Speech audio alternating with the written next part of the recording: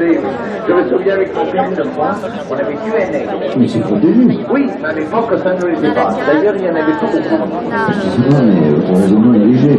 C'est parce qu'il y en a plus que peut-être on les protège. Oh là, vous êtes un petit chat, vous. Non, non.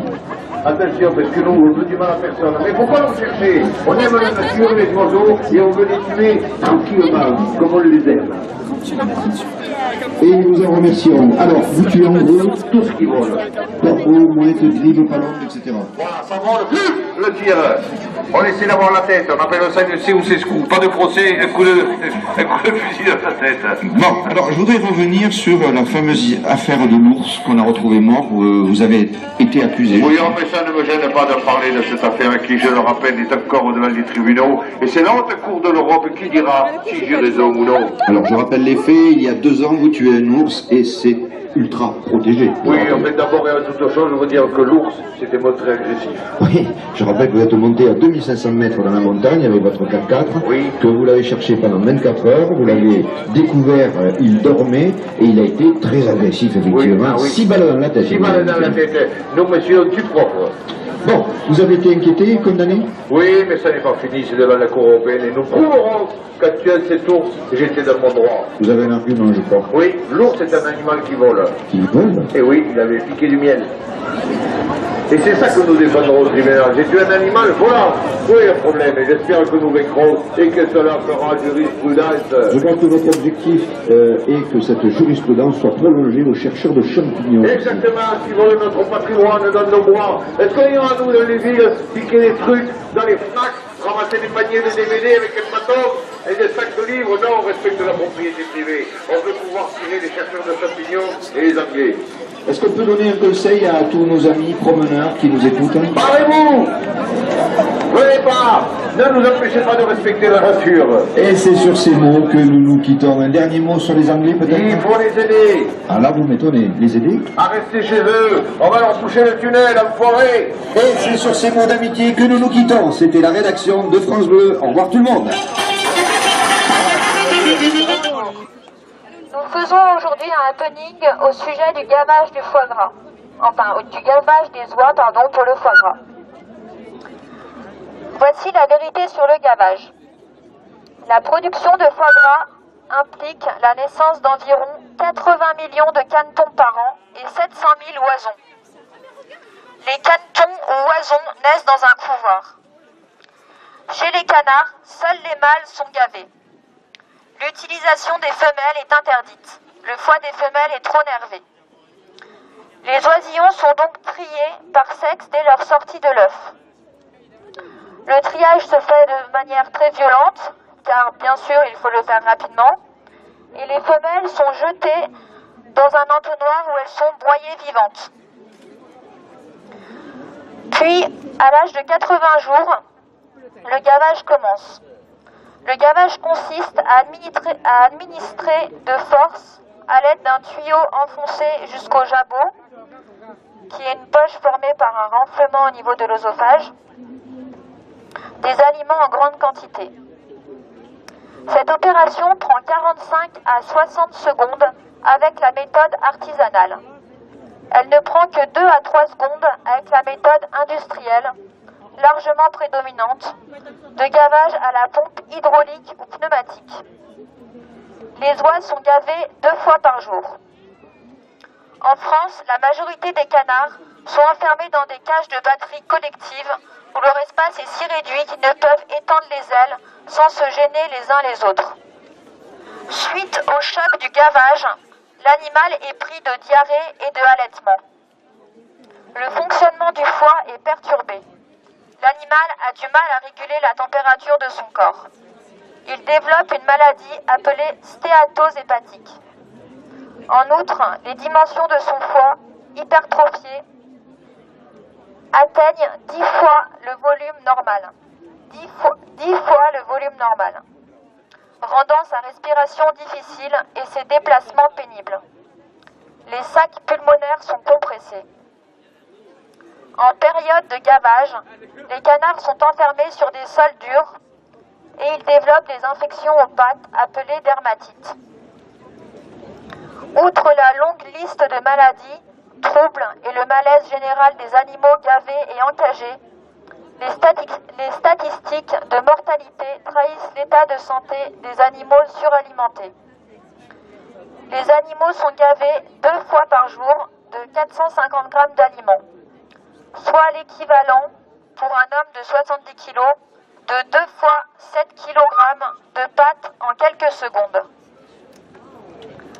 Au bout d'une douzaine de jours de gavage, les oiseaux sont alors emmenés à l'abattoir dans des caisses où ils sont entassés.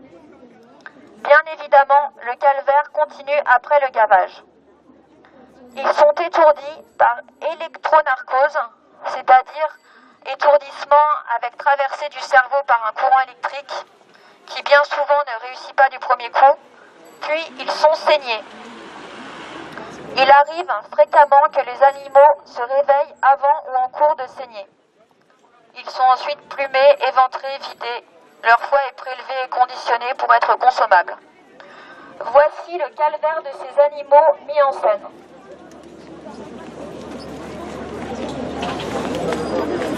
Comment ils sont les pattes,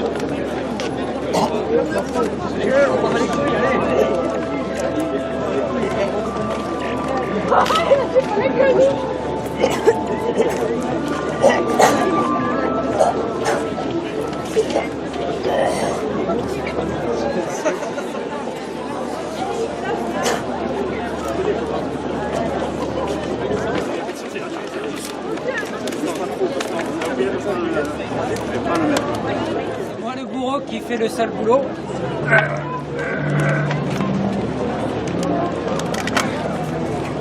Tiens par là.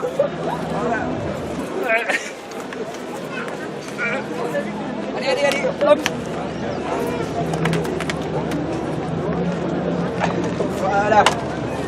Voilà.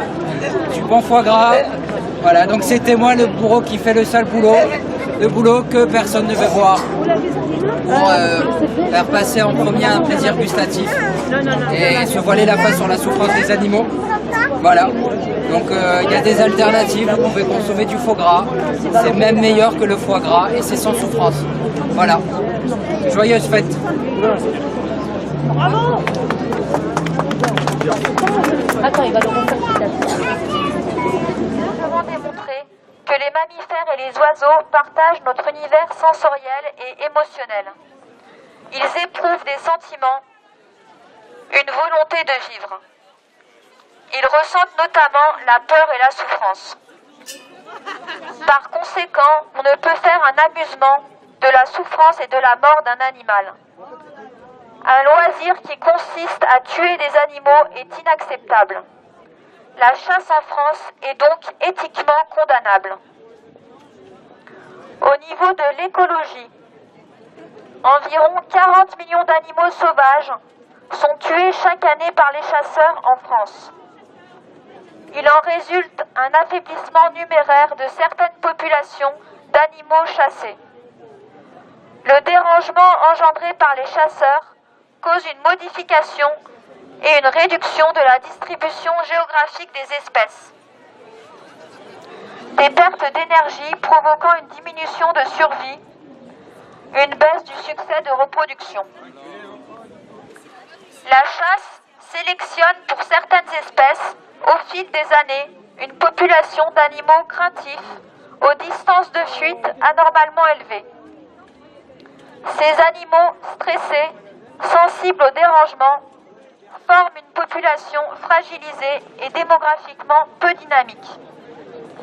Chaque année, environ 20 millions d'animaux sont élevés puis introduits dans la nature par les chasseurs, afin de servir de cibles vivantes. et de garantir des tableaux de chasse satisfaisants. 20 millions d'animaux élevés et introduits dans la nature par les chasseurs. Et après, les chasseurs nous disent qu'ils sont là pour réguler la faune sauvage. Inadaptés aux conditions de vie naturelles, ces animaux élevés et relâchés ne savent ni se nourrir ni se protéger. Ils ne peuvent assurer l'avenir des espèces. De plus, ces lâchers d'animaux affaiblissent ces dernières populations naturelles par l'apport de maladies issues des élevages, perturbent les écosystèmes et causent une grave pollution génétique de la faune. L'usage de cartouches au plomb a provoqué le saturnisme, maladie ayant contaminé jusqu'à 60% des individus de certaines espèces de canards. Par conséquent, la chasse a un impact quantitatif et qualitatif néfaste pour la faune. Elle contribue de manière directe et indirecte à la diminution des effectifs des espèces. De plus, elle altère le comportement et l'état de santé des espèces chassées. La chasse est donc condamnable pour des raisons écologiques. Au niveau de la sécurité de la population, la chasse du fait de l'usage en plein air d'armes dont la portée atteint plusieurs kilomètres est un loisir dangereux. Il n'existe aucun moyen pour se protéger efficacement, si ce n'est renoncer tout simplement à aller en campagne plus de la moitié de l'année. On recense chaque année environ 180 accidents de chasse, dont 20 mortels. La chasse est le seul loisir qui blesse et tue fréquemment des personnes ni pratiquantes ni spectatrices. En effet, cette activité est dangereuse pour l'ensemble de la population. Par conséquent, la chasse pose un problème de sécurité publique. Elle est donc condamnable pour des raisons de sécurité. Au niveau sociétal, les chasseurs constituent un puissant lobby qui défend des intérêts privés contre l'intérêt général et qui parvient à imposer une législation à l'encontre de la volonté et des attentes de la majorité. Et en établissant une ambiance d'insécurité, la chasse est incompatible avec les autres loisirs de plein air. Ne pouvant profiter sereinement de leur activité, certains y renoncent en période de chasse. Une infime partie de la population empêche la majorité de jouir d'un droit des plus élémentaires, l'accès aux espaces naturels. La chasse nuit au développement d'un tourisme vert et à l'observation facile d'une faune riche et variée. La chasse est l'école de la violence, de la passion des armes, du goût de tuer.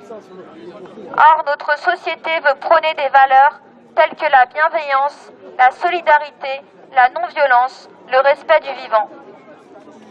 87% des Français souhaitent un élargissement aux animaux sauvages de la loi protégeant contre les mauvais traitements. Car aujourd'hui, aucune loi ne protège les animaux sauvages contre les sévices. Et les chasseurs peuvent infliger à leur proie les pires sévices en toute impunité. Lors de la chasse à courre, les renards se font dévorer vivants par les chiens. Les fans aussi. Et tout ça est légal.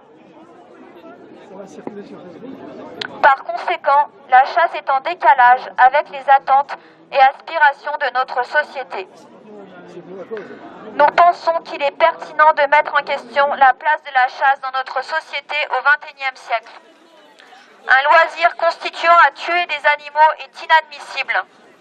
L'animal, reconnu comme être sensible, ne doit plus être la proie d'individus dont l'objectif est de lui donner la mort, de surcroît à des fins ludiques. Cette activité est à l'origine d'un préjudice écologique important et empêche toute protection efficace de la biodiversité. Dans un contexte de réduction des habitats naturels, de développement des activités humaines, notamment du trafic routier, de l'agriculture intensive et des pollutions diverses, la chasse constitue l'action de trop sur la biodiversité déjà suffisamment éprouvée.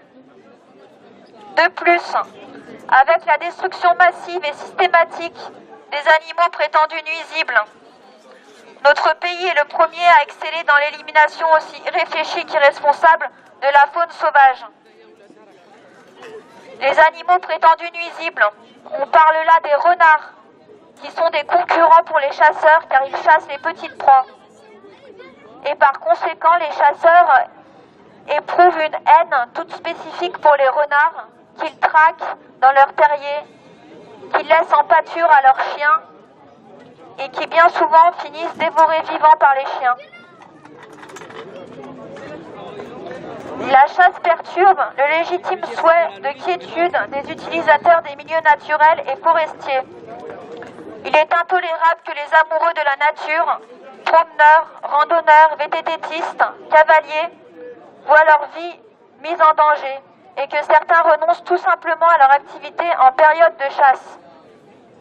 En défendant des valeurs telles que la non-violence et le respect du vivant, notre société moderne et progressiste souhaite établir de nouveaux rapports avec le monde animal. Cette déclaration de guerre à la faune que représente la chasse est indigne de notre société civilisée du XXIe siècle. Elle est du reste condamnée par la majorité des citoyens. Face à cela, des arguments tels que tradition et ruralité ne sont plus recevables. La biodiversité ne doit plus être aux mains d'une corporation aux intérêts privés. Contestée et contraire à l'intérêt général.